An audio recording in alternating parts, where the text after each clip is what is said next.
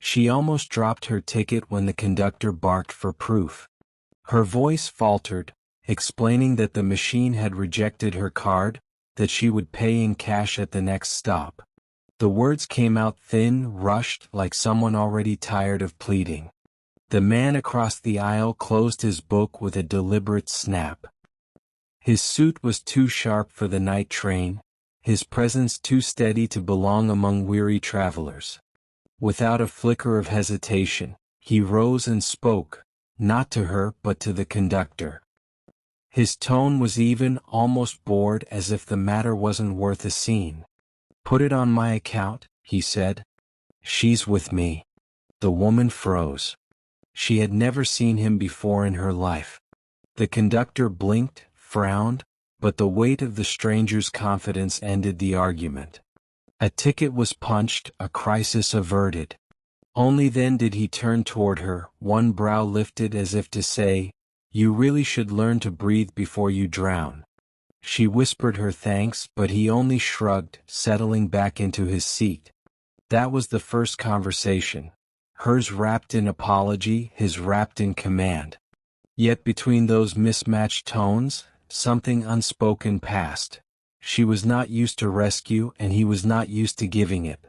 Maris Karina pressed her back against the worn velvet seat, clutching the manila folder against her chest like armor.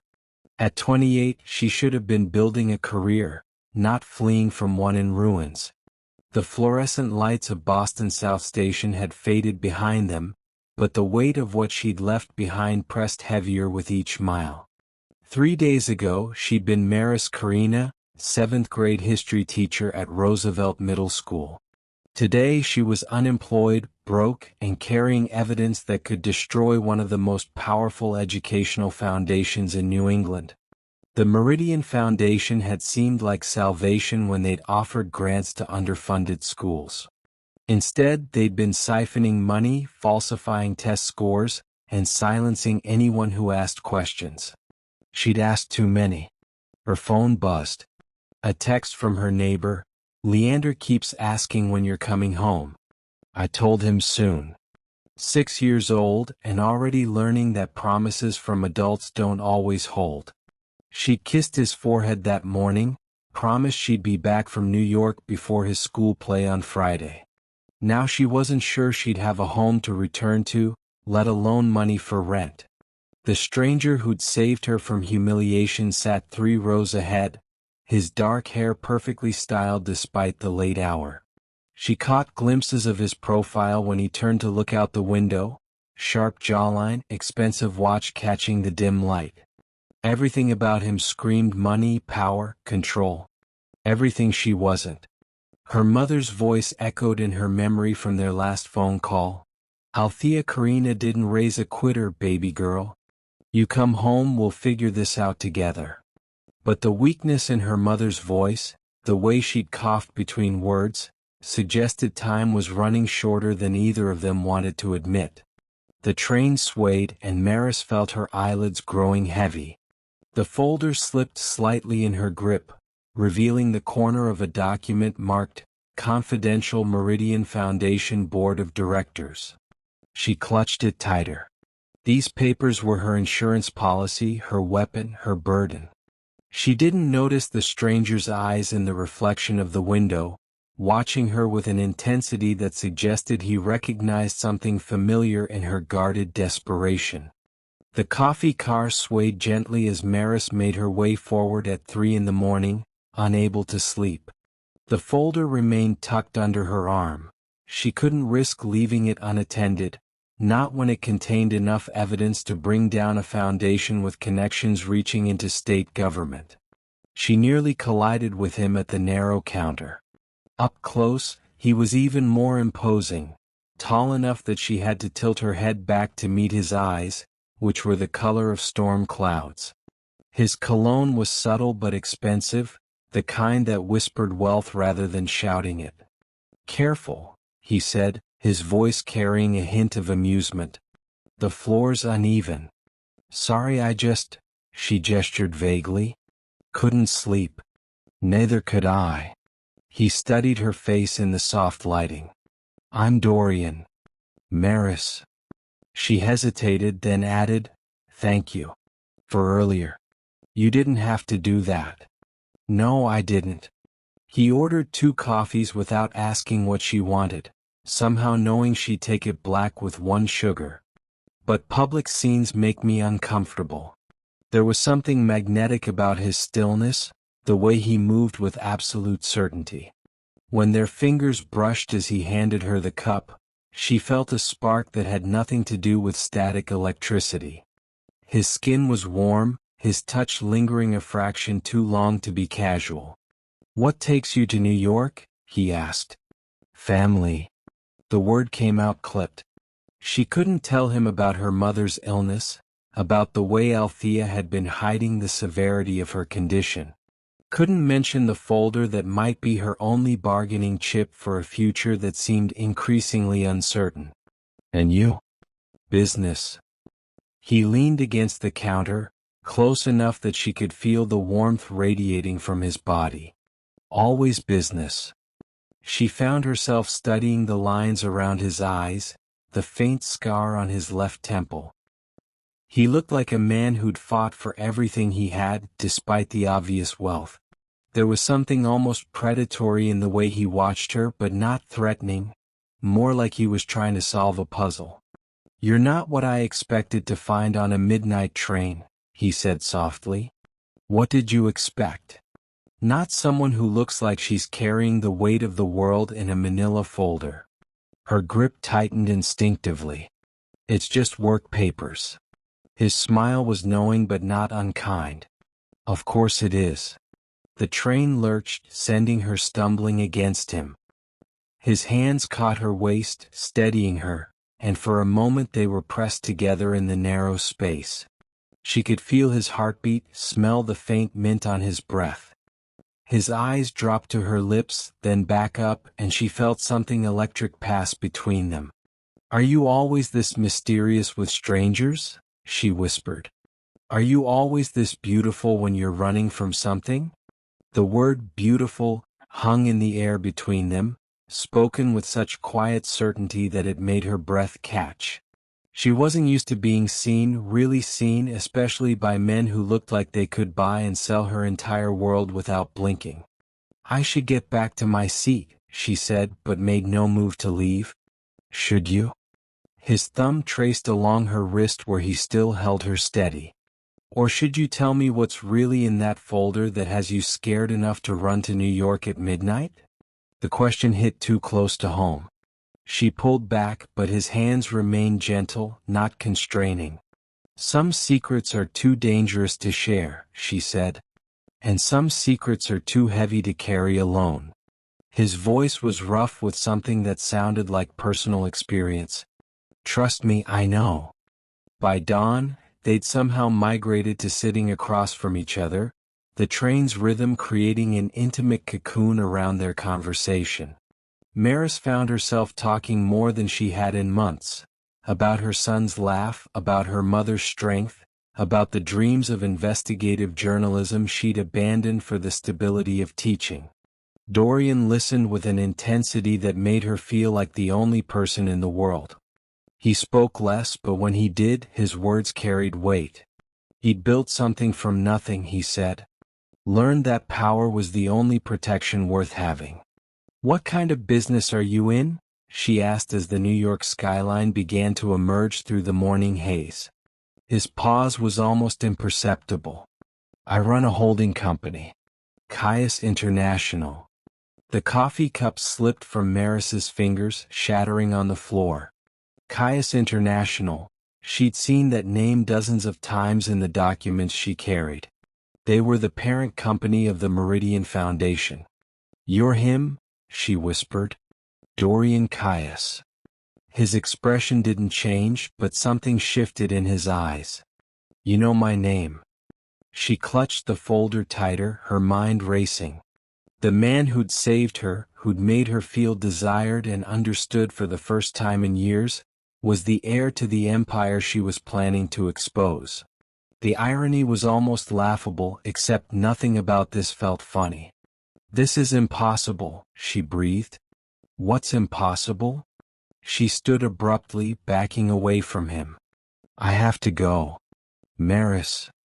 He rose too, his movement fluid and controlled. What's wrong? Everything. She looked at him, really looked, seeing him now for who he was. Dorian Caius, whose face had been on the cover of Fortune magazine just last month. Worth an estimated $2.8 billion. Young, ruthless, and brilliant. The kind of man who could destroy her with a phone call. The kind of man whose family foundation had already destroyed her career. You're afraid of me, he said quietly. I should be. But you weren't. Not an hour ago. He stepped closer, and despite everything she felt that same magnetic pull. What changed? She couldn't tell him. Couldn't explain that the folder she carried contained bank records, email exchanges, and testimony that could implicate his family's foundation in fraud that had cost schools millions in genuine aid. Couldn't admit that she'd been prepared to hand these documents over to the New York Attorney General's office, effectively declaring war on everything he'd built. Sometimes knowing someone's name ruins everything, she said. His jaw tightened. And sometimes it explains everything. The train was slowing, approaching Penn Station. In minutes they'd be in New York, and this strange, impossible night would end. She'd go to the hospital to see her mother, then to the Attorney General's office to hand over her evidence. He'd return to his world of board meetings and billion-dollar decisions. But as she looked at him, at the way the morning light caught the gold flecks in his gray eyes, at the slight confusion in his expression that made him seem almost vulnerable, she realized something that terrified her more than the power he wielded. She was falling for him. Had been falling since the moment he'd claimed she was with him, since he'd handed her coffee without asking how she liked it, since he'd looked at her like she was worth saving. Maris. His voice was softer now, almost pleading. Whatever you think you know about me, I know enough. She backed toward the door as the train shuddered to a stop. Thank you for the ticket. And the coffee. And for making me feel, just for a few hours, like I was someone worth rescuing. She turned and walked away before he could respond, before she could change her mind, before she could do something truly stupid like ask him to come with her. Behind her, she heard him call her name once more, but she didn't turn around. If you're loving this story so far, make sure to hit that subscribe button and let me know in the comments what you think is going to happen next. Will Maris go through with exposing the foundation?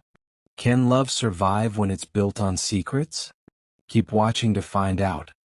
Maris sat in the sterile waiting room of Mount Sinai Hospital, her mother's hand fragile as paper in hers. Althea Karina had aged years in the months since Maris had last seen her, her dark skin pallid, her once bright eyes dimmed by pain and medication.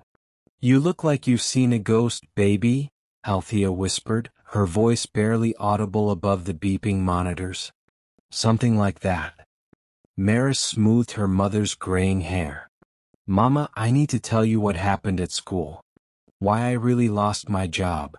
She explained about the Meridian Foundation, about the missing funds and falsified records, about the folder of evidence that could bring down the entire operation. What she didn't mention was the man on the train, the way his touch had made her feel alive for the first time in years, the impossible coincidence that had made him both her savior and her enemy. You're going to turn it in, Althea said.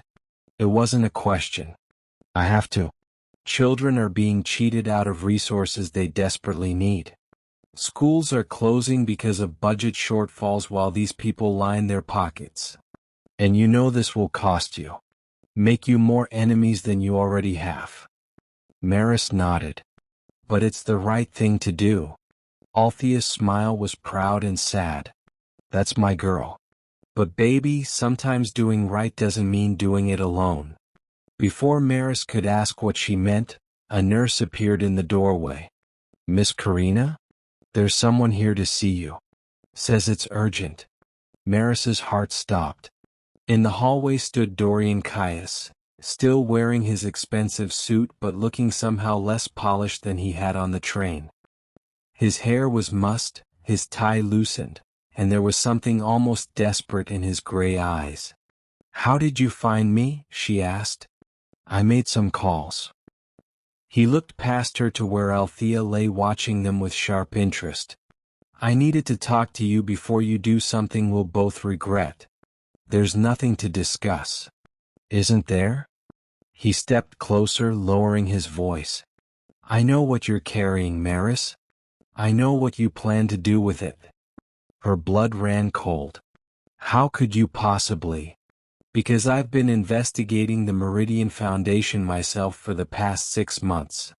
His words hit her like a physical blow. "I've been building a case against my own family's foundation because I discovered what they've been doing." The hallway seemed to tilt around her. "That's impossible." "Is it? Did you think you were the only one who noticed money disappearing? Test scores that didn't match reality? Schools closing while foundation board members bought vacation homes." She stared at him, trying to process what he was saying. "But you're the CEO, yes. The heir, yes. But I'm also the person who's been trying to clean up the mess my father and uncle created before I took over." His jaw was tight with anger, but not at her. "The person who's been looking for witnesses brave enough to come forward." "You're lying." He pulled out his phone, scrolling through emails, documents, bank records. "I have evidence of kickbacks, falsified reports, shell companies set up to funnel money away from schools. I've been working with federal investigators for months, but we needed someone on the inside. Someone who could provide testimony about how the fraud actually affected schools and students." Maris felt dizzy. "Someone like me. Someone exactly like you." He looked toward Althea's room. "A teacher who cared enough to dig deeper, who kept records, who was willing to sacrifice her career for what was right.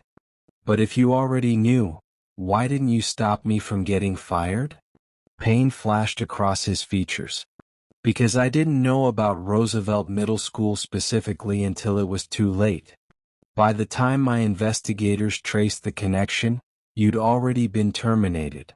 I've been trying to find you ever since." The weight of coincidence, or perhaps fate, settled over her. "The train. You weren't just traveling to New York. I was coming to find you. I had your name, your address, but when you didn't answer your door, I checked the train stations. It was a long shot, but—" He shrugged. "Sometimes the universe has a sense of irony." Maris leaned against the wall, overwhelmed. "So when you paid for my ticket, I had no idea who you were. I just saw someone who needed help." His voice softened.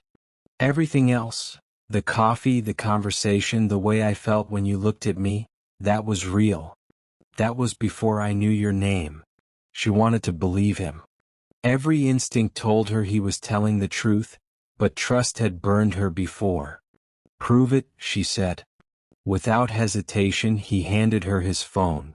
The email chain with federal prosecutors, documented evidence of financial fraud, meeting notes about building a case against Meridian Foundation leadership. And there, in an email dated 3 days ago, her name and last known address.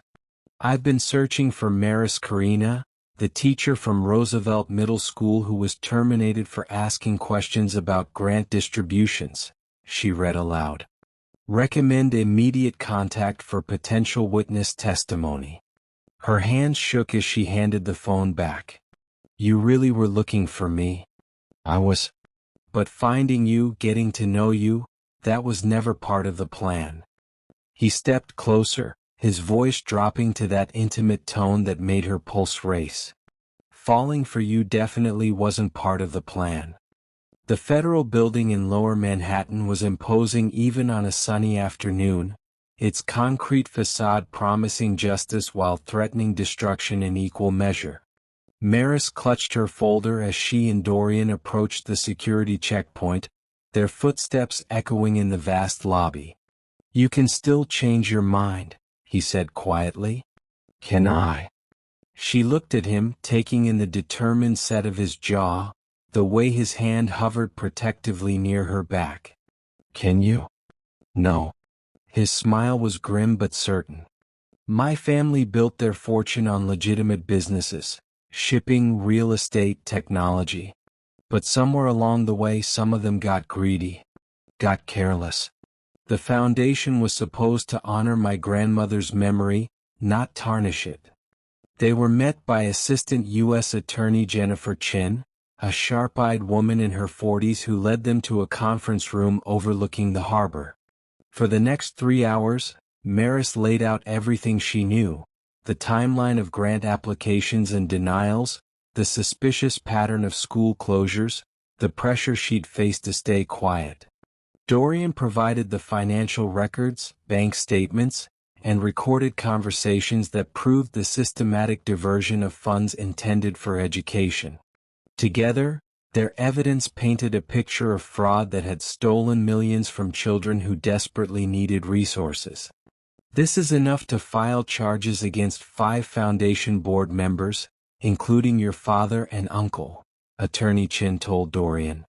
Are you prepared for what this means for your family? My family will survive scandal. The children who've been cheated out of educational opportunities might not recover so easily from what's been done to them. His voice was steel. I'm prepared. As they left the building, Maris felt simultaneously drained and exhilarated. Justice was slow, but it was coming. What happens now? She asked as they walked toward the subway. Now we wait. The investigation will take months, maybe longer. There will be trials, media attention, people who'll try to paint us both as traitors or opportunists. He stopped walking, turning to face her fully. It won't be easy. I didn't think it would be. And us. The question hung between them, weighted with possibility and risk. What happens to us? She looked at him. This man who'd rescued her twice now, first from embarrassment on a train and then from fighting her battles alone. He was still impossibly handsome, still radiating the kind of confidence that came with wealth and power. But now she could see the integrity beneath the expensive clothes, the man who was willing to sacrifice his family's reputation for what was right. I don't know, she said honestly. I have to get back to Boston. My son is in a school play tomorrow and I promised I'd be there. I could come with you. The offer surprised her. You'd want to meet Leander? I'd want to meet the little boy whose mother is brave enough to take on billionaires and corruption. His smile was soft, genuine. If you'll have me. She thought about her son, about the questions he'd ask about this strange, powerful man who'd appeared in their lives. She thought about the media attention that would inevitably follow, the way their quiet life would be disrupted. Then she thought about the way Dorian had looked at her on the train, like she was worth saving, worth knowing, worth loving. She thought about his willingness to turn against his own family for justice, his quiet strength, the way he'd made her feel beautiful and important and heard. There's something you should know, she said. I'm not easy to love. I ask too many questions, I fight for lost causes, and I come with a 6-year-old who will probably interrogate you about your intentions. There's something you should know too, he replied. I'm not easy to love either. I work too much, I have trust issues, and my family is about to become front-page news for all the wrong reasons. So we're both complicated. Terribly complicated. She stepped closer, close enough to touch the lapel of his jacket. Think we can figure it out together? His hands came up to frame her face, thumbs stroking her cheekbones. I think we'd be crazy not to try. When he kissed her, right there on the busy sidewalk with federal buildings looming around them, it tasted like coffee and promises and the kind of love that was worth fighting for. 3 blocks away, a photographer captured the moment. The broke teacher and the billionaire who'd chosen justice over family loyalty, love over convenience. The photo would run in newspapers across the country within hours, but neither of them cared about that.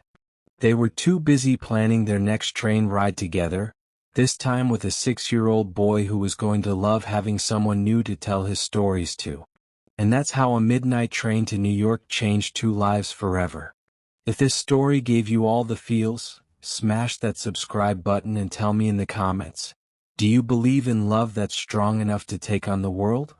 What did you think of Maris and Dorian's story? I love reading your thoughts, and your comments help me know what kinds of stories you want to see next. Until next time, keep believing in the magic of unexpected love.